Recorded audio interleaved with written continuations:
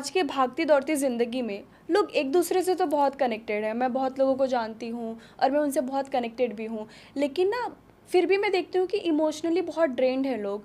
तो ऐसा क्या, मतलब ऐसी क्या चीज़ें हैं जिसके वजह से इमोशनली हेल्थ क्राइसिस बहुत आ रहे हैं? हम अपने आप के साथ का जो कनेक्शन है ना, वो हम एकदम भूल चुके हैं।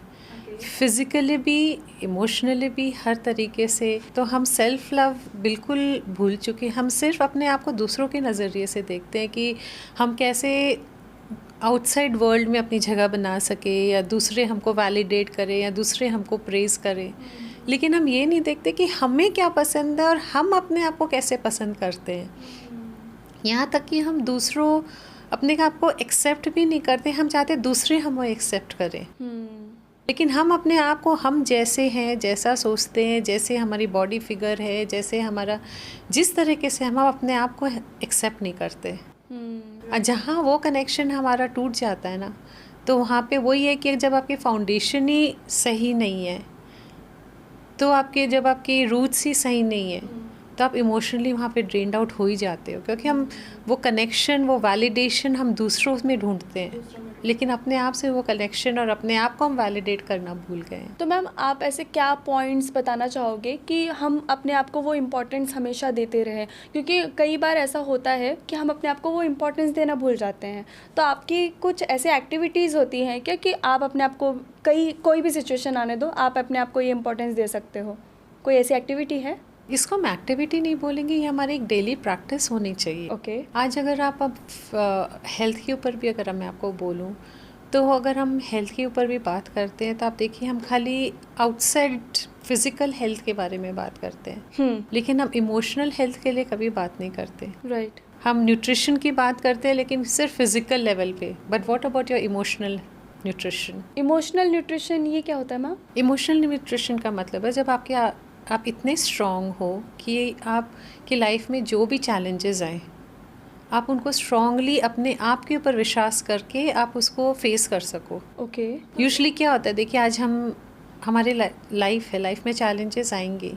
थोड़े से भी चैलेंजेस आते हैं, हम हिल जाते हैं। क्यों? क्योंकि हम इमोशनली स्ट्रॉन्ग नहीं है। तो मैम, इमोशनली खुद को स्ट्रॉन्ग कैसे बनाए? देखिए, इमोशनली स्ट्रॉन्ग बनाने के लिए ऑब्वियसली आपको अपने आप के ऊपर वर्क करने की ज़रूरत है। ओके। फर्स्ट ऑफ ऑल, आप अपने आप को, आप जैसे हैं, अपने आप को जैसे भी हम हैं वैसे ही एक्सेप्ट करना बहुत ज़रूरी है। हम अपने आप को दूसरे से कंपेयर करते हैं, दूसरों से अपने आप को तुलना में रखते हैं कि वो हमसे ज़्यादा या हम उनसे कम हैं। अपने आप को हमेशा सेल्फ डाउट में रखते हैं। इट्स वेरी इम्पॉर्टेंट कि first of all you need to love yourself. जो वैलिडेशन, जो लव हम दूसरों से एक्सपेक्ट करते हैं, सबसे पहले ये ज़रूरी है कि हम वो अपने आप को करें। जब आपको पता है what you are, you have your self worth, you have self love, आपको ज़रूरत नहीं है कौन कैसे आपके साथ बिहेव करता है। आपको पता होना चाहिए आप कहाँ सही है, कहाँ गलत है। इररिस्पेक्ट, सामने वाले की नज़र में आप गलत भी हो सकते हैं, सही भी हो सकते हैं। आपको पता होना चाहिए कि आप सही हैं या गलत है। मैम, मेरे लिए ये वर्ड बहुत ही नया है जो आपने कहा कि इमोशनली न्यूट्रिशन कुछ होता है। तो मतलब मैं सुन ही पहली बार रही हूँ।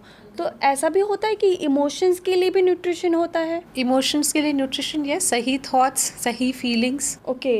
आपके थॉट्स और आपके फीलिंग्स ही आपको इमोशंस देते हैं, राइट? तो आप किस तरह के थॉट्स क्रिएट करते हो।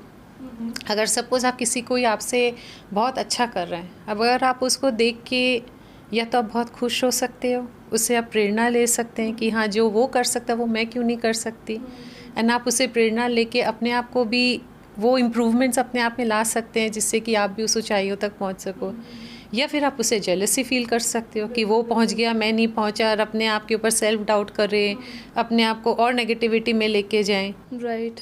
जब हम ये देख सकते हैं कि हमें क्या खाना चाहिए, तो हम ये भी देख सकते हैं कि हमें क्या थॉट्स क्रिएट करने चाहिए। जो भी सिचुएशंस आए, आप उसमें किस तरह के थॉट्स क्रिएट करते हैं, किस तरह की फीलिंग्स क्रिएट करते हैं, वही आपके इमोशंस को शेप करते हैं। राइट। और उसी से सिचुएशंस का आप जो मीनिंग निकालते हैं, उसी के ऊपर हमारे सारे, अगर आप जिसको बोले कि स्ट्रेस, अगर आप सपोज़, जैसे मैंने आपको एग्जांपल दिया कि आप उससे इंस्पिरेशन भी ले सकते हैं, वहाँ पे आप मोटिवेटेड फील करेंगे।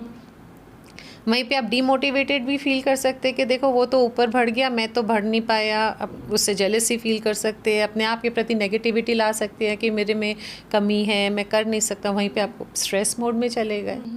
सो इमोशंस के लिए भी it's important what type of thoughts and feelings you are creating. तो मैम उस तरीके का मुझे लगता है इन्वायरमेंट भी ज़रूरी होता है। इन्वायरमेंट तो ज़रूरी होता है, लेकिन साथ साथ में पर्सपेक्टिव, आपकी सोच, आपका नज़रिया, चीज़ों को देखने का नज़रिया बहुत इम्पॉर्टेंट होता है।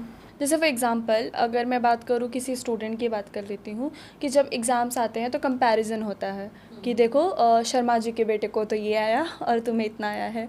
तो वो कंपैरिजन कहीं ना कहीं एक बार आप एडजस्ट कर सकते हो, 2 बार एडजस्ट करते हो, लेकिन कंपैरिजन अगर बार बार होता रहे तो सेल्फ डाउट आ ही जाता है। तो ऐसे में आप क्या सजेस्ट करोगे कि वो सेल्फ डाउट कभी हो ही ना? देखिए, इसमें पेरेंट्स का बहुत बड़ा रोल होता है। हमें ये समझना चाहिए कि हर कोई अपनी यूनिक कैपेबिलिटीज़ के साथ आता है। जो आप में है ज़रूरी नहीं वो मेरे में है, और जो मेरे में है वो ज़रूरी नहीं है आप में है। हर किसी की अपनी यूनिक कैपेबिलिटीज़ होती हैं। सो फर्स्ट ऑफ ऑल तो पेरेंट्स का ही इस तरीके से किसी के साथ कंपेयर करना बच्चों को एक सेल्फ डाउट में डालता है। सो फर्स्ट इस चीज़ में मैं फ़र्स्ट स्टेप यही करूँगी कि ये चीज़ पेरेंट्स को समझना चाहिए कि आपका बच्चा यूनिक है। आपका जो कैपेबिलिटीज़ आपके बच्चे में है वो ज़रूरी नहीं दूसरे बच्चे। तो ये तो बहुत गलत हो जाएगा बच्चों के प्रति जब हम उसको किसी और के लिए कंपेयर करें। आप कंपेयर मत करो, उसको इंस्पायर करो, उसको मोटिवेट करो। बट कंपेयर करके हम बच्चे को सेल्फ डाउट वाले स्थिति में तो हम पेरेंट्स ही खुद डाल देते हैं। मैम क्या आज इमोशनली स्ट्रांग रहना ये कोई स्किल है, और अगर यस तो फिर क्या ये स्किल सबके पास है? बिल्कुल है। आपकी सोच आपके ऊपर डिपेंड करती है। बिल्कुल। अब आप अपनी सोच को किस दिशा में लेके जाते हो वो तो आप ही के ऊपर है। बिल्कुल। तो मैम हर कोई इमोशनली स्ट्रांग क्यों नहीं है? क्योंकि हम अपने आप के ऊपर वर्क नहीं करते। First of all you have to be aware of your thoughts and feelings. आप किस तरह के thoughts and feelings aware create करते हैं। आज सपोज आप हेल्थ कॉन्शियस हो, तो अगर आपके सामने एक प्लेट आती है तो आप उसमें देख के खाओगे ना। बिल्कुल बिल्कुल। कि मेरे को खाना है कि नहीं। This is your choice whether you want to be health conscious और नॉट। अब जो हेल्थ कॉन्शियस है, जिसमें अवेयरनेस है कि हाँ भाई मेरे को अपने हेल्थ के लिए अच्छा खाना है, तो वो ज़रूर देख के खाएगा। बिल्कुल। Isn't it? हो सकता है वो फर्स्ट में 1 बार 2 बार 3 बार, धीरे धीरे जब वो रोज़ प्रैक्टिस करेगा तो अपने आप उसकी वो हैबिट हो जाएगी। राइट। उसी तरह से थॉट्स भी तो हमारे बस में, कि जब हम प्लेट पे खाना को देख के खा सकते हैं तो हम अपने थॉट्स को भी तो उसी हिसाब से क्रिएट कर सकते हैं। अगर आपको सपोज़ आप में वो अवेयरनेस है, वो कॉन्शियसनेस है कि मेरे को अपने थॉट्स के ऊपर वर्क करना है, तो जब नेगेटिव थॉट्स आए आप उसके ऊपर एक माइंडफुलनेस थॉट और दे सकते हो कि क्या ये मेरे लिए सही है। So it's a kind of daily practice which you have to do with yourself. But सबसे पहले उस चीज़ के लिए ज़रूरी है अवेयरनेस एंड कॉन्शियसनेस।